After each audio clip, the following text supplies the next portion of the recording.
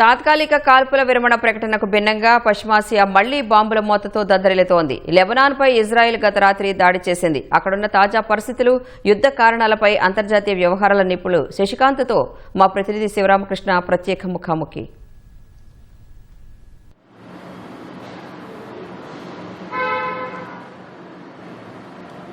Right, మధ్యప్రాచ్యం మళ్లీ బగ్గుమంది. Israel లెబనాన్పై దాడి చేయడంతో అక్కడ పరిస్థితులన్నీ ఒక్కసారిగా ఉద్రిక్తంగా మారాయి. ప్రస్తుతం అక్కడ ఉన్నటువంటి పరిస్థితులు అయితే ఇజ్రాయెల్ లెబనాన్పై దాడి చేయడానికి గల కారణాలని మనతో మాట్లాడేందుకు అంతర్జాతీయ వ్యవహార నిపుణులు శశికాంత్ గారు మనతో ఉన్నారు. సార్తో మాట్లాడారు. సార్ నమస్తే. సార్ నమస్తే అండి. సార్, యాక్చువల్గా ఇజ్రాయెల్ లెబనాన్కి దాడికి చారిత్రక కారణాలు, అట్లాగే అందులో హిజ్బుల్లా పాత్ర ఎట్లా ఉందంటే ఏం చెప్తారు సార్? ఇప్పుడు నార్మల్గా ముందు బేసిక్ చూసుకుందామండి. జాగ్రఫీ చూసుకున్నట్లయితే Israel and Lebanon are the border countries అన్నమాట. సో ఇది ఒక జాగ్రఫికల్ రీజియన్. ఇది ఒక రీజన్ అండ్ నార్మల్గా ఏ కంట్రీస్ అయితే బార్డరింగ్ ఉన్నాయో ఎప్పుడు డిస్ప్యూట్స్ అయితే ఉంటాయి. ఒకటి పర్టికులర్గా జాగ్రఫిక్ బార్డర్ డిస్ప్యూట్ ఒకటి అండ్ మ్యారిటైమ్ బార్డర్ డిస్ప్యూట్ ఒకటి అనమాట. ఇది ఒక రీజన్. దాంతోపాటు కల్చరల్గా ఇజ్రాయెల్ అనేది జూయిష్ కంట్రీ, లెబనాన్ అనేదేమో అరబ్ కంట్రీ. సో ఇది ఒక రీజన్. దీని తర్వాత ఇంకా ముందు ఏంటంటే సో ఇజ్రాయిల్కి అండ్ లెబనాన్కి ఇంకో ఇష్యూ ఏంటంటే పర్టికులర్గా ఇక్కడ ఏరియా ఏదైతే షిబా ఫార్మ్స్ అన్నమాట. ఈ షిబా ఫార్మ్స్ మీద కంట్రోల్ గురించి ఎప్పటి నుంచో ఇజ్రాయిల్ అండ్ లెబనాన్కి కూడా కాన్ఫ్లిక్ట్స్ అయితే వస్తున్నాయి. సో ఇప్పుడు మీరు అడిగారు కదా, ఇది ఒక మెయిన్ రీజన్స్ అన్నమాట. దీని తర్వాత ఏంటంటే మనకి లెబనాన్లో హిజ్బుల్లా అనే ఒక ఇస్లామిక్ ఆర్మ్ రెసిస్టెన్స్ ఉందన్నమాట. అది సపోర్టెడ్ బై ద ఇరాన్. ఇప్పుడు మనం చూసినట్లయితే USA and Iran are in the direct confrontation. So confrontation ఉన్నప్పుడు సో ఇక్కడ అందు గురించి అని చెప్పేసి ఇరాన్ని కొంచెం టార్గెట్ చేయడం గురించి అని చెప్పేసి లెబనాన్ మీద దాడి చేసింది అనమాట. సో లెబనాన్లో ఒక పెద్ద పవర్ఫుల్ ఫోర్స్ ఏంటంటే హిజ్బుల్లా. అది నాన్ స్టేట్ యాక్టర్ అనమాట. సో ఈ లెబనాన్లో 1980s వచ్చినటువంటి సో ఓకే 1980s వచ్చిన తర్వాత అప్పటి పరిస్థితులు ఆ పరిస్థితులు ఈ రోజుకి అంటే ఈ యుద్ధానికి దారి తీయడానికి ఎటువంటి పరిస్థితులు? సో యాక్చువల్గా మనం చూసినట్లయితే మిడిల్ ఈస్ట్ అనేది ఎనర్జీ రిచ్ రీజియన్ అనమాట.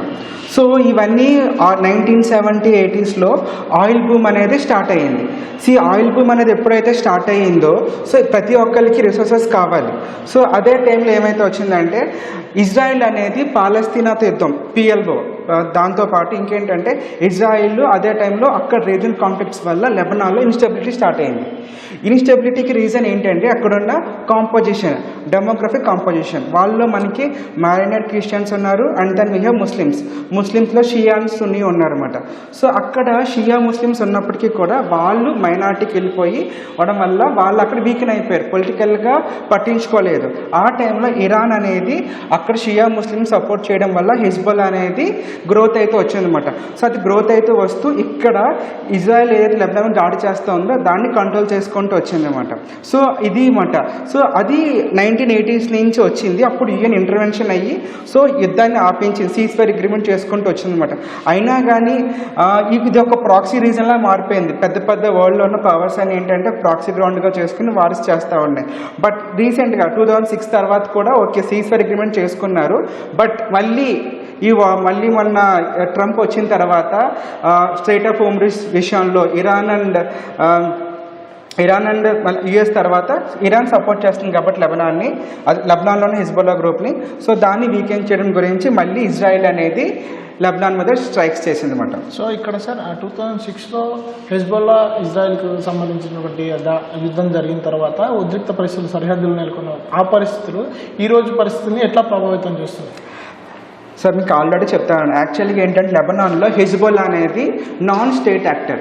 ఇప్పుడు యునైటెడ్ నేషన్స్ అనేది స్టేట్ యొక్క ప్రతినిధులతో మాట్లాడుతూ ఉంటుంది, లేకపోతే స్టేట్ యొక్క PMs వాళ్ళతో డిస్కషన్స్ చేస్తూ ఉంటుంది. హిజ్బుల్లా అనేది కంప్లీట్లీ నాన్ స్టేట్ యాక్టర్, దానికి స్టేట్కి సంబంధం లేదు. అండ్ దెన్ ఇక్కడ మనకి ఇజ్రాయెల్ అనేది జూయిష్ మాట, ఇక్కడ మళ్ళీ ముస్లిం అరబ్స్. ఈ అరబ్స్లో ఇక్కడ షియా ఉన్నారు కాబట్టి ఆ కాన్ఫ్లిక్ట్ అప్పటి నుంచి ఉంది. ఆ కాన్ఫ్లిక్ట్ రెగ్యులర్గా బాగా డిస్ప్యూట్స్ అవుతూనే ఉన్నాయి, అప్పుడప్పుడు అటాకులు చేస్తూనే ఉంది.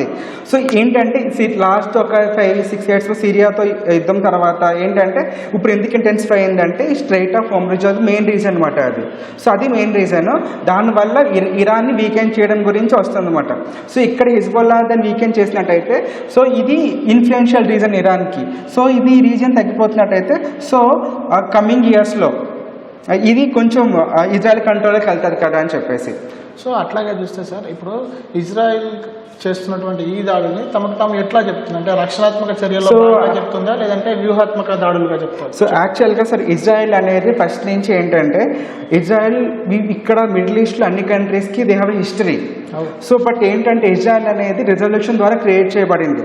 దట్టు ఏంటంటే చుట్టుపక్కల ఎక్కడైతే అరబ్ డామినేటెడ్ ఏరియాస్ ఏవైతే ఉన్నాయో దాని మధ్యలో తీసుకొచ్చి జూయిష్ కంట్రీని పెట్టారు.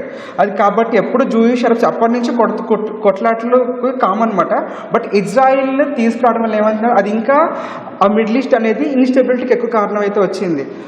సో దీని ఇజ్రాయెల్ ఏం చెప్తుందంటే మేము ఇక్కడ మైనారిటీస్ మా భయాలు మాకున్నాయి, దీస్ ఆర్ లైక్ ముందు చర్యగా అని చెప్తుంది అనమాట.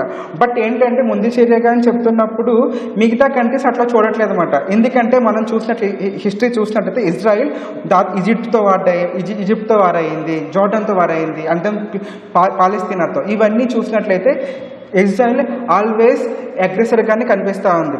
బట్ ఏంటంటే war is not a solution. ప్రతిదానికి ఏంటంటే మోర్ ఆఫ్ నెగోషియేషన్ ద్వారా చేసినట్లయితే ఇప్పుడు వరల్డ్ ఈ క్రైసిస్లో ఉండాల్సిన పని లేకుండా ఉండేది అనమాట.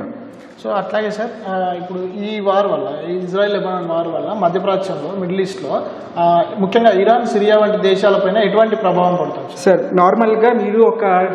నార్మల్గా ఇంకా బయటికి వెనక్కి వెళ్ళినట్లయితే సో మీరు చూడండి ఇక్కడ ఒక్క నిమిషం. సో ఇక్కడ నార్మల్గా చూడండి ఈ ఏరియాస్ చూడండి, normal Syria, Jordan, Israel and Lebanon. So ఇక్కడ బార్డర్ కంట్రీ సిరియా ఉంది, ఇక్కడ చూసినట్టు ఇరాన్ వస్తుంది అనమాట.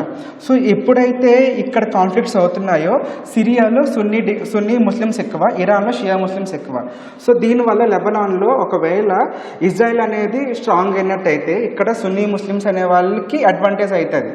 సో దానివల్ల ఇక్కడ ఇరాన్ వీక్ అవుతుంది. అంతేకాకుండా we might see a distress migration అనేది దానివల్ల ఏంటంటే యూరోప్ మీద ఎక్కువ నష్టపోతూ ఉంటారు. అంతేకాకుండా లాస్ట్ 5-6 years నుంచి there is some kind of cooperation between these Arab countries and Israel, and there is some kind of opinions మారుతూ వస్తున్నాయి, కంట్రీస్ మీద కోఆపరేషన్ పెరుగుతూ ఉంది. సో మళ్ళీ ఇలాంటి కాన్ఫ్లిక్ట్స్ వల్ల ఏమవుతుంది అంటే మిడిల్ ఈస్ట్ మళ్ళీ ఫ్రాగ్మెంట్ అయిపోతుంది అనమాట. దీనివల్ల ఇన్స్టెబిలిటీతో పాటు వరల్డ్ ఎనర్జీ మీద కూడా ఇంపాక్ట్ చూపిస్తూ ఉంటుంది. సో నిన్ననే ఒక సీజ్ ఫైర్ అయితే జరిగింది. ఆ సీజ్ ఫైర్లో భాగంగా ముఖ్యంగా ఆ సీజ్ ఫైర్ కావడానికి కారణం అంటే స్ట్రైట్ ఆఫ్ హార్మూజ్. సో ఇప్పుడు కూడా మళ్ళీ యుఎస్ చెప్తున్నటువంటి విషయాన్ని ఖచ్చితంగా స్ట్రైట్ ఆఫ్ హార్మూజ్ తెరిపిస్తాం, మళ్ళీ మూసేస్తామని తెరిపిస్తామని ఇట్లా గందరగోళ పరిస్థితులు ఉన్నాయి. సో ఇప్పుడు ఈ రోజు ఉదయం జరిగినటువంటి పరిస్థితులను గమనించి స్ట్రైట్ ఆఫ్ హార్మూజ్ గురించి ఏం చెప్తారు? సో స్ట్రైట్ ఆఫ్ హార్మూజ్ అనేది మీరు చూడండి. సో ఇది స్ట్రైట్ ఆఫ్ హార్మూజ్ అండి, చూసారు ఇక్కడ ఉంది. సో యాక్చువల్గా ఇటువైపు మనకు వస్తే మెడిటరేనియన్ సీ ఉంటుంది. సో ఇరాన్ కానీ లేకపోతే ఇరాక్ కానీ సౌదీ అరేబియా కానీ ఇవన్నీ చూడండి ఒకసారి, ఇవన్నీ ఆయిల్ రిచ్ రీజియన్స్ మాట. సో ఇక్కడ నుంచి దాదాపు 20% ఆఫ్ ద ఆయిల్ అనేది ట్రాన్స్పోర్ట్ మొత్తం సెక్యూరిటీ తీసుకుంటుంది. సో స్ట్రైట్ ఆఫ్ హార్మూజ్ అనేది important for China and India. So ఇక్కడ దీన్ని క్లోజ్ చేయడం వల్ల ఏమవుతుందంటే ఎనర్జీ యాక్సెస్ తగ్గిపోతూ ఉంటుంది. మీరు ఇంకేం అడిగారండి ఇప్పుడు క్వశ్చన్ ఏంటంటే దీని ఇంపాక్ట్ ఏంటని చూపిస్తున్నారు కదా. సో దీనివల్ల ఈ స్ట్రైట్ ఆఫ్ హార్మూజ్ క్లోజ్ చేయడం వల్ల ఏమవుతుంది అంటే మిగతా కంట్రీస్ అన్నీ ఎనర్జీ లేక ఇబ్బంది పడతాయి. అంతేకాకుండా ఇంకో క్రైసిస్ వచ్చే ఛాన్స్ కూడా ఉంది అన్నమాట.